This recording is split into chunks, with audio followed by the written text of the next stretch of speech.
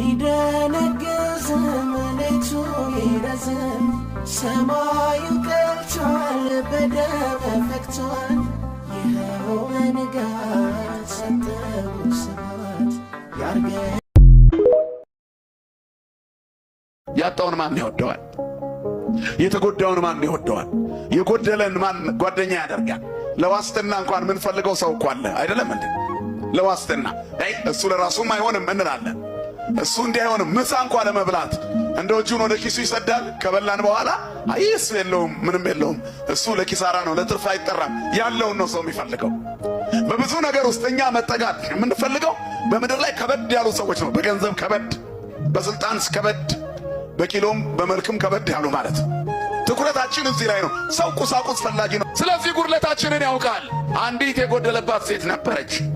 በማጣቷ ምክንያት የምትሰደብ የምትረገም የሚያሽሟጥጡባት ብዙ ነበሩ። የተገፋች ሴት ናት። አሁን እግዚአብሔር ጎበኛት። ሐናም ሳሙኤል ልብ የሚነካ ታሪክ ያላት ሴት ናት።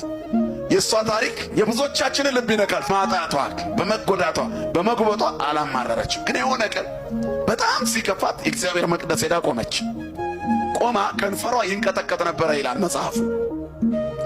የምትለው ነገር ግን አይሰማም ነበር። ዝም ብሎ ከንፈሯ ብቻ ይርገበገባል። እንባ ከፊቷ እንደ ውሃ ይፈሳል። ያንን ድምፅ ግን ማን ይሰማል ወገኖች?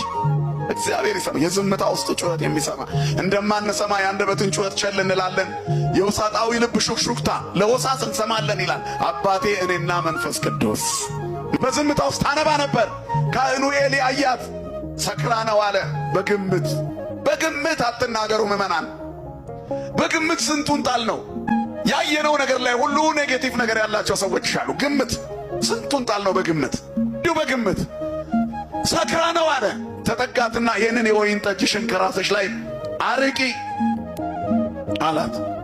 ጌታ ሆይ አለች፣ እኔ ልቧ ያዘነባት ሴት ነኝ። ብዙ ልባቸው ያዘነባቸው ሰዎች አሉ። መጽናኛቸው ማን ነው?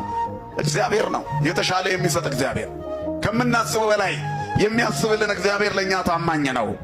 ስለዚህ ወዲያውኑ ምን ሆነሽ ነው አላት። ቀጥለው እንዲህ አይነት ችግር ላይ ያለው ነው ስለቴን ነግሬው ነው። ከ3 ዓመት በኋላ ይህች ሴት ተመልሳ ካህኑ ሳይሞት መጣች። እግዚአብሔር ስራውን የእኛን ስራ ለነቀፉን ሰዎች እንዲያሳይ ዕድሜ ይስጠን ወገኖች። የእግዚአብሔር ትልቁ ስራ ጠላቶቻችንን ማጥፋት አይደለም፣ በጠላቶቻችን ፊት ለፊት እኛን ማሳደግ ነው። ሞታችንን በሚመኙ ሰዎች ፊት እኛን በማቆም ያሳያል። ምክንያቱም እግዚአብሔር አዋቂ ነው። በትዳራችን እግዚአብሔር አዋቂ ነው። በኑሯችን ውስጥ እግዚአብሔር አዋቂ ነው። በትምህርታችን እግዚአብሔር አዋቂ ነው። በመጻተኝነትና በስደተኝነት ሕይወታችን